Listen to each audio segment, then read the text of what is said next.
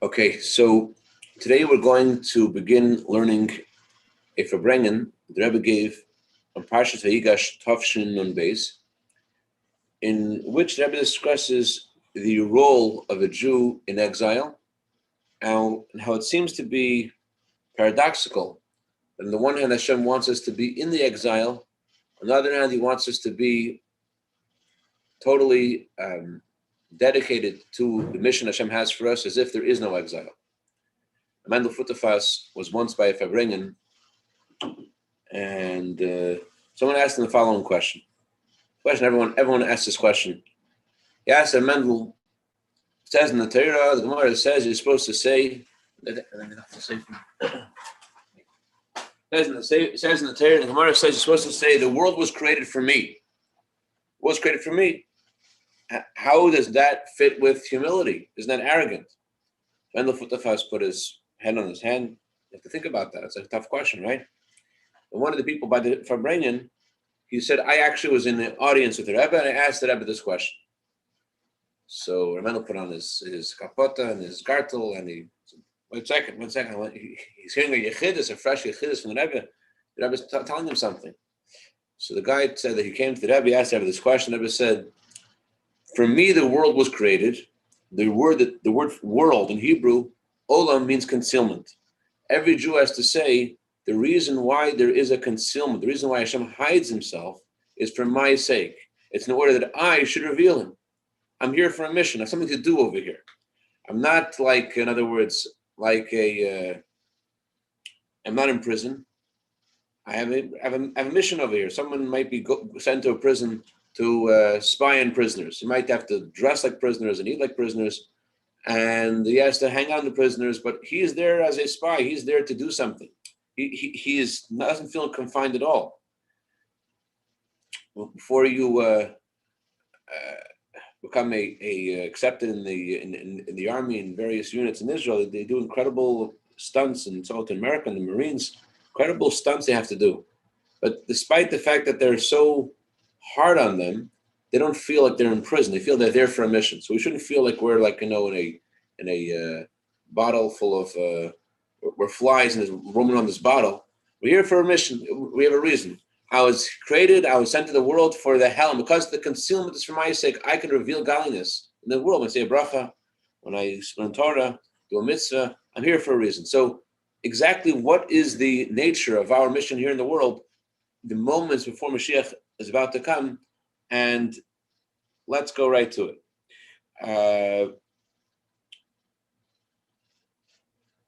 I sent the PDF to the chat. Duber Pamim Rabbis. Shekol ha'inyonim ha'mseparim b'teira b'loshen ha'ira mechilim b'teich me'erois nitzchis b'chol Yehudi v'Yehudi b'chol matziv chol zman b'chol makom b'chol matziv. We've spoken many times how everything that's discussed in Torah, the word Torah means instruction. Everything discussed in Torah contains within it instruction for every single Jew in every time, in every place, in every situation. There are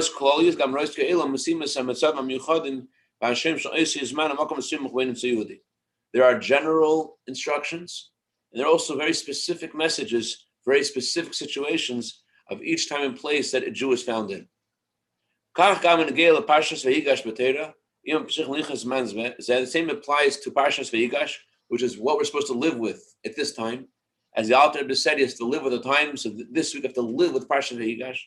Vigash of Yehuda, Shemani Yeshne Roas Nitzchis and Virus and Descendants Lahavin is Techen Aveda, Veifan on Haga Shal Yehudi V'Gam Essen Van Nechachi, Ragoyim Achrim Shal Golus, Vespichs Mamish, Gud Mitzvah Shlema, Gudur Pkam Pamim Prad Achrein.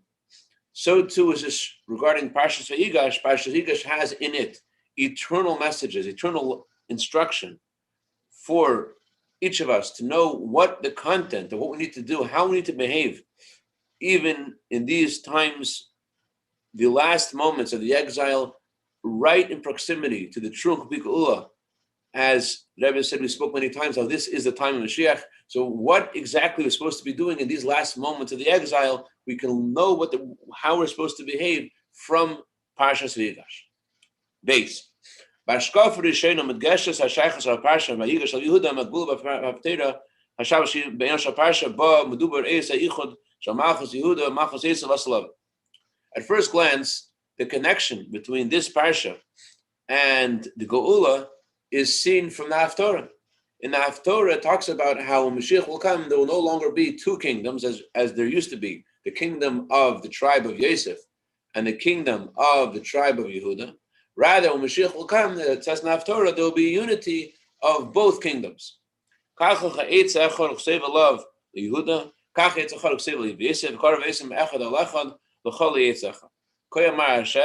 Elokim hine ani lokech as mei Yisrael ben agoyim mashal chulsham kibatzi Yisrael misav gamer vasisi Yisrael megoy echad gamer melech echadil chum gamer v'davar av nesel leil gamer v'edu hagayim kenya vayid gamer. Hashem tells the prophet, take one tree, one piece of wood, and write the name Yosef on it. Take another piece of wood, write on it Yehuda. Put them together. Hashem says, I will gather the Jewish people from the nations. My servant David will be the leader for them forever. They will only have one king. And this is the content of Torah, how things will be when Mashiach will come, how we will only be led by Mashiach, and there will no longer be two kingdoms.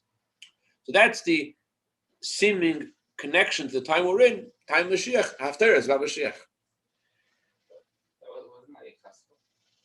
Was it Yecheskel? That was Yecheskel, yes. But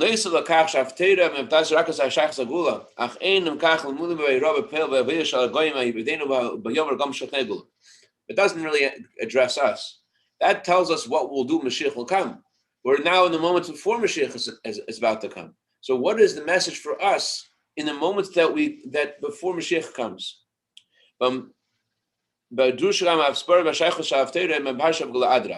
Before we get to that, we have to ask another question. What is the relationship between the Haftorah and the Parsha? The Haftorah and the Parsha, not only are they're not similar, they seem to be the opposites of each other. The Haftarah and the Parsha are totally opposite. How so? The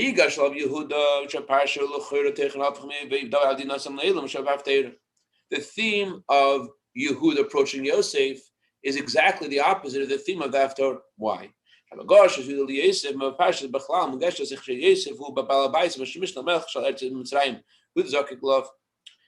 Yehuda's approach to Yosef, you see how Yehuda is in need of Yosef. Yosef is one in charge, and Yehuda needs the viceroy of the king to grant him his request. Who is in charge? Yosef. And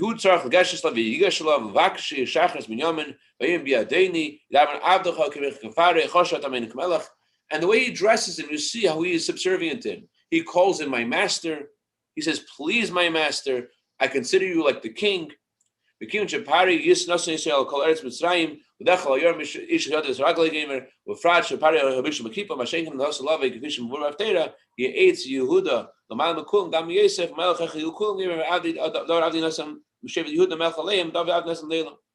In that parsha, Yehuda is looking at Yosef and saying to him, listen, Paro appointed you to be second in command. No one can move around in this country without you. Paro made you the guy. And not only that, Egypt at that time was the superpower of the world. Paro was the king of the world, Melech B'Kippah. He was king of the entire world, so there's no one else to turn to except for you. And the Haftorah is the exact opposite. The Haftorah says the wood that has the name Yehuda is on top. Yehuda, David, who is the descendant of Yehuda, will be the king forever. So how does the Haftarah fit with the parsha? Parenthetically, just an interesting thing. I just saw this recently. When the Rebbe would communicate with the Chassidim in Russia, the Rebbe would use a code name of himself. Sometimes the Rebbe signed his name as Uncle. Sometimes his name as Zayda. I don't remember now who it was, or whether it was the Chassidim or the Rebbe who used the name Mr. Davidson. That was Rebbe's code name, Mr. Davidson, son of David. So David Avdi, David HaMelech, is the son of Yehuda, and he will be the leader of the Jewish people. Mashiach will come, and that is the content of the Haftarah. And the content of the parsha, Yosef is the king. So is Yehuda the king or Yosef the king? There are two times different things happen, but how come this is the Haftarah for this parsha, where it seems to me that they're opposites of each other? Haftarah is supposed to be about the parsha. Yuvan Zebehektem Bebira is Gimel. Hakna bir v'ashayich shatchilus haparsha mundu kamapam mishal klal not klasim seifan klasim seifan yesh hashayich ben yichez ben eschos seif haparsha. But to understand this, let's first ask another question. What's the connection between the beginning of the parsha to the end of the parsha? There's a rule that the beginning and the end of everything have a connection to each other. I don't know if this is the Rebbe's own novel insight to that this is true for every Torah portion, or this is also discussed by other Parshani Atera. The Rebbe says the beginning of the parsha and the parsha must have a relationship to each other specifically, not just because of the content. The content of the whole parsha is connected to each other, but rather the beginning and the end of the parsha have a direct connection to each other. Why? Because it says in the book of formation, the beginning is wedged in the end, and the end is wedged in the beginning. Your original thought is about the final result. The guys that pay attention, Zev loves this idea. So what's the connection between Parshas Vayigash, the beginning of Parshas Vayigash, and the end? This needs to be explained. B'sima Parsha, Kosovo Yeshav Yisrael Beretz Mitzrayim, Beretz Goshen, V'Yachzuba, V'Yifru V'Yirmeit, Shezeh Maral Teikav Shayu Yaakov Vanam V'Ashu B'Leisem Meretz Mitzrayim, V'Tach Al Shid Spari B'Ach Mitzrayim, Eber Paritev Kol Yish Tukar Tzayim L'Chemi. The end of the parsha talks about the success, the Jewish people, how they are in the best part of Egypt, and they're successful, and they're fruitful, and they multiply there. And you see the strength of Yaakov and his children. Even in Egypt, under Pare says, you have the best of Egypt. Pare gives us the best in Egypt. The Torah emphasizes not just they were successful, they were very successful. The Ummah says, on the other hand, Yigash of Yehuda, Matchis HaParsha, Yigash Yehuda, V'achav Heinam, B'mat Yoroshem, Zkuk, and next column, L'Chanan L'Yesef. On the other hand, the content of the parsha is the opposite. Yehuda and his brothers are in a very downtrodden situation where they need to beseech Yosef, they need to beg him. Yosef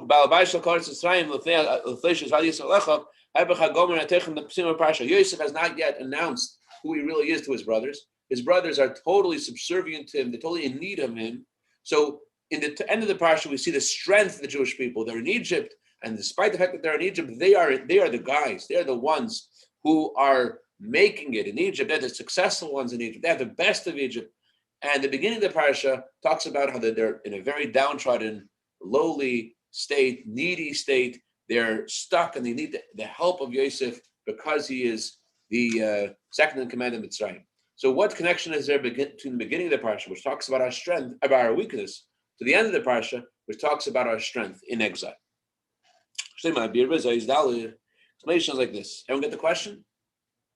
Beginning of the parsha, and then the parsha, the opposites. Beginning talks about how weak we are, how we need Yosef, we need the second in command of Mitzrayim to free Binyamin. And the end of the parsha talks about the opposite. And the parsha talks about how the Jewish people are so successful in Mitzrayim. Explanations like this. Although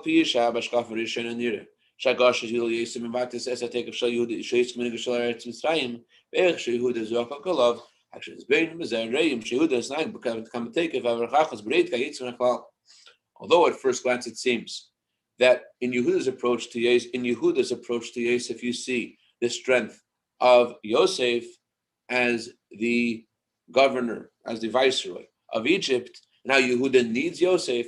But if you think about it, you see how Yehuda acted in a very chutzpah way, in a very strong, powerful way, with a breitkeit. The breitkeit means with, I don't know, I guess the direct translation of breitkeit would be broadness, but that doesn't at all translate the word. Breitkeit means that expansiveness. Is that a word that people use in English? Yeah. Go with expansiveness? No. It's a word, though. All right. Go with expansiveness. Yehuda acted with expansiveness. Yehuda acted like he is the guy. He is in charge. He doesn't need Yosef.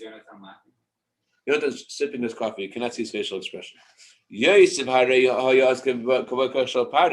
Hashalit al haaretz shebelech poker face shebelech al yarim mishus yad sagel chatzrayim v'fratcha pari haya az meish bekipa begeis hay kamech pari k'fi shrei Yehuda atzmi Amar Amreis Yisraelim shehuda shel yad shezau Yosef achav lo yispol mikach v'snagim kol rachva shafil belid levakish shum mishus meisav yignishu Yosef v'gosh shel taken v'davim kosher shalachin hu ha'ivra yichrabcha af v'shu hichas hat v'dezes chonas v'shas b'yodi.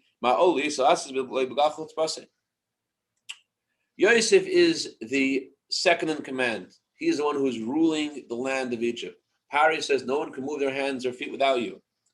And Pari is, again, the king of the entire world. Yosef is just like Pari, the same level of strength, as Yehuda himself acknowledges. And despite that, and without knowing that this is his brother Yosef, Yehuda is not affected by this. Yehuda acts with the full confidence that he doesn't even ask permission to walk over to Yosef. He walks over to Yosef, and he doesn't just walk over to him. He walks over to him like with a power move, and he speaks to him very chutzvahdik, very, very insolently. You could tell he's speaking insolently when he says, "Don't be angry at me. Don't be upset at me." Like when someone says to you, "I don't mean to be insolent," but that's just an excuse to being insolent. So not only is he being insolent, he's putting himself in actual danger. He's in danger in his life, knowing what Yosef might do to him because of his insolence. So actually, you see in Yehuda's approach to Yosef, not the strength of Yosef, you see the strength of Yehuda. Who is this guy? He's walking over to Yosef, the king of the world, and he's like, "I got to tell you something. Don't get angry, but I'm going to tell you something." Now we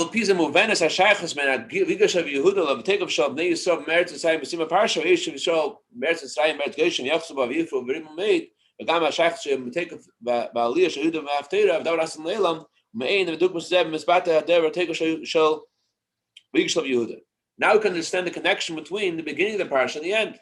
And the connection of the Haftarah. The end of the Haftarah, the end of the parsha talks about the strength of Jewish people in exile. The Haftarah talks about how Yehuda will be the king of all his brothers. So you see a little bit of that in Yehuda's approach to Yosef. This is something that has to happen, Yosef, and I'm going to make this happen. That kind, the wherewithal that Yehuda had expresses not the strength of Yosef, the strength of Yehuda. Vigesh leimar shateikav vigesh of Yehuda nasan hakeach sheachkach yuchel Yaakov vanav l'rez Mitzrayim eifrim shaloi rak shehem lo yu tachal shus Mitzrayim la'adra v'yachzub av yifur v'meit v'yisein muzum shev achona amvil l'masher Yehuda v'adav nasan leil l'kam.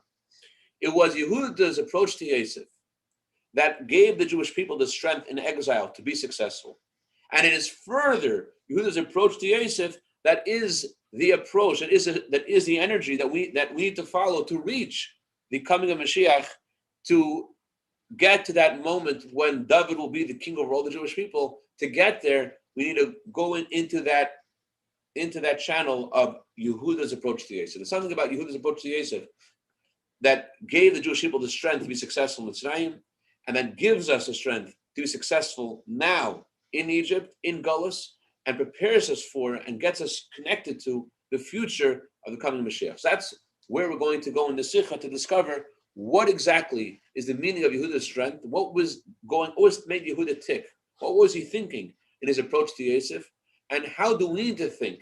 How do we need to look at our lives? This is something, we'll see in the Sikha, something that is really, yes, today is Hey Tevis. Today is the day, as we shall see in this talk, that Rebbe speaks about, not directly, I don't think, on Hey Tevis, but how a Jew is able to affect change in court by being strong and not giving up, and he's not just following the rules of the country, he's able to affect change. It could be the Rebbe is referring to the menorah lightings being allowed in public places. It could be the Rebbe is referring to the federal victory of Chabad and the victory of the Sfarim. I'm not sure, but I think the Rebbe is referring to David Lebel and Moshe Levin in regarding our personal challenges in exile, and the kind of imaginary limitations we put upon ourselves. You know, David, how they train elephants? They take an elephant when they're babies, they put a peg, the Barnum and Bailey elephants, what they put in the circus. They put a little peg in the ground. A 3-ton elephant can easily pull that peg of the ground out. But why does the elephant walk around the circle when he's attached to this little peg? He could decide to ruin the whole tent. The reason is because when he's a baby, they put that little peg there and they attach him. When he's a little baby, he can't run away. He gets trained to think this peg is stronger than him. He never ever knows his own strength.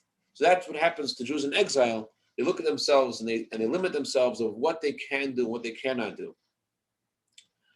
Just heard a story today about my grandmother. Allah Shalom. It was yard side this week. My grandmother, Rebbetzin Yehudis Levin, was the nurse of Kfar Chabad. She was the Minister of Health of Parchvat. She was the only one who cared, who was devoted in her time to people's health. It wasn't something that she was a very gifted, brilliant woman. And Randall Futafas, his wife, was sick, and they wanted to send her to the hospital, and she didn't want to go. She didn't want to go because my grandmother told her not to go.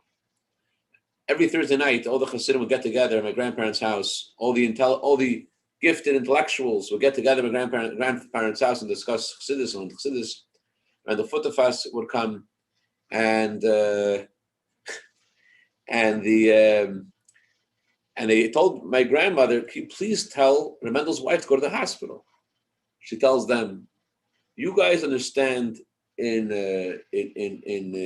Hoidu, you guys understand in Turkey like I understand the hospitals. You have no idea how hospitals work. I'm telling you, this is not such a good idea." But she tells Remendel, "You're such a big chassid. Why don't you ask the Rebbe what the Rebbe says?" So he asked the Rebbe, and the Rebbe said, "Follow the advice of the nurse Yehudis." My point of bringing the story, not just to say how wonderful my grandmother was, but also there are things that what you look at as these are the rules, these are what you do. This is you got to go to the hospital. There's a protocol, but protocol isn't always the answer. And a Jew has to look at himself as as we shall see. The Rebbe describes how we need to look at ourselves and who we are in Galus. Comments from Yonatan coming up. Okay, they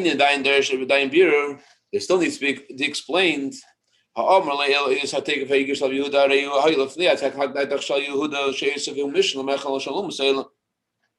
We said earlier about Yehuda's strength was really, it seems, something that was totally unnecessary.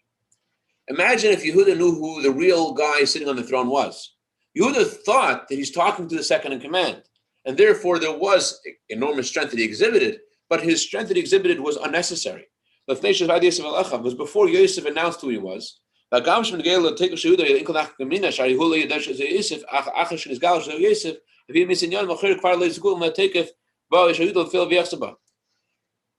at this from the truth, from the narrator's perspective, not looking at this from Yehuda's perspective.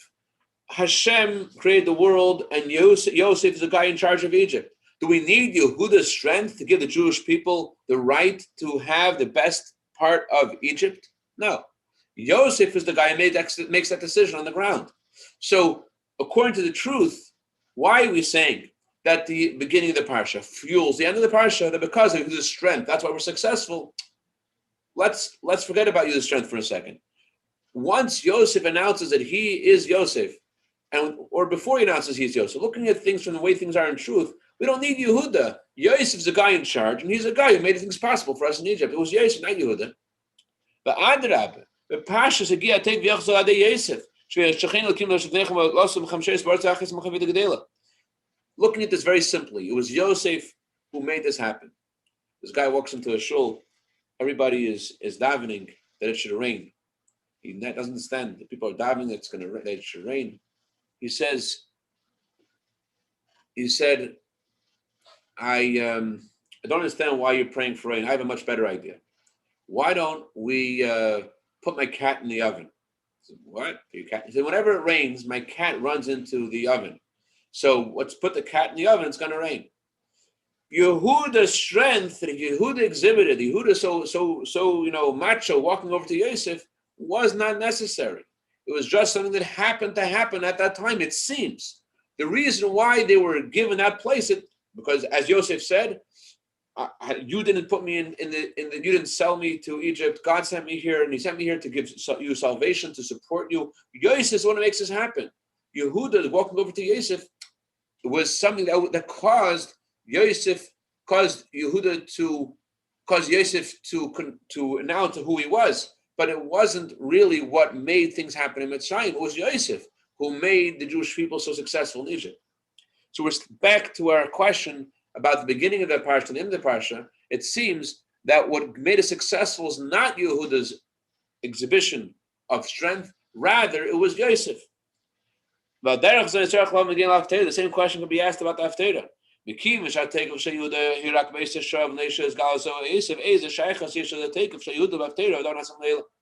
Since Yosef was the one who was really in charge, and Yehuda's strength was only temporary, how does that relate to the Haftarah, which talks about the eternal monarchy of King David and his descendants? How Mashiach comes from David HaMelech, comes from Yehuda, and Yehuda will always reign the Jewish people. How does that have any relevance to Yehuda's temporary display of strength, which, looking at things from the true perspective, was unnecessary? The Adrab, the opposite. The